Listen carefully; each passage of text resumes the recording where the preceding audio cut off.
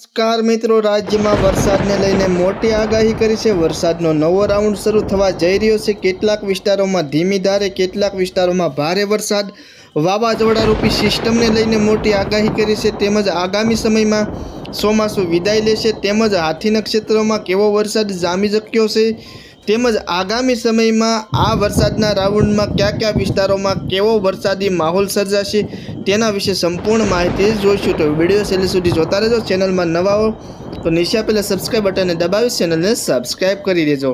તો જોઈએ મિત્રો વિગતવાર માહિતી। તો અત્યારે રાજ્યના કેટલાક વિસ્તારોમાં હળવોથી મધ્યમ વરસાદ જોવા મળી રહ્યો છે। સૌરાષ્ટ્ર, દક્ષિણ ગુજરાત, ઉત્તર ગુજરાત, આમ સમગ્ર રાજ્યના કેટલાક વિસ્તારોમાં છૂટો છાંટો વરસાદ જોવા મળી રહ્યો છે। સૌરાષ્ટ્રના વિસ્તારો વિશે તમને જણાવી દઈએ વિગતવાર માહિતી।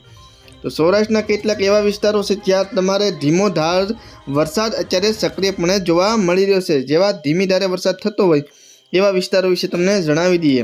તો ખાસ કરીને ધીમી ધારે વરસાદ અલંગ, અમરેલી, ગોંડલ, જસદણ, જૂનાગઢ, ભાવનગર, પોરબંદર, વેરાવળ, બોટાદ, ધોરાજી ઉપલેટા અને જામનગર, સાપર, વેરાવળ, તુલસીશ્યામ, જાફરાબાદ, પીપાવાવ તેમજ દ્વારકા, વાંકાનેર, મોરબી, સલાયા, સાવડી, ધોલ, થાન, સુરેન્દ્રનગર, લીંબડી આ બધા વિસ્તારોમાં હળવો વરસાદ પડી રહ્યો હતો આજે દિવસ દરમિયાન, અને આગામી સમયમાં હજુ એક દિવસ માટે હળવો વરસાદ પડી શકે છે। આમ જોઈએ તો વરાપી વાતાવરણ પણ જોવા મળી શકે છે। દક્ષિણ ગુજરાતના વિસ્તારો વિશે વાત કરી દઈએ તો એમાં પણ ખાસ કરીને સુરત, વ્યારા, નવાપુર, આ રાજપીપળા, ભરૂચ, અમોદ આ બધા વિસ્તારોમાં ક્યાંક ને ક્યાંક હળવોથી મધ્યમ વરસાદ પણ જોવા મળવાની શક્યતા રહે છે। અને આજે દિવસ દરમિયાન પણ દક્ષિણ ગુજરાતના વિસ્તારોમાં ક્યાંક ક્યાંક હળવો વરસાદ જોવા મળ્યો હતો।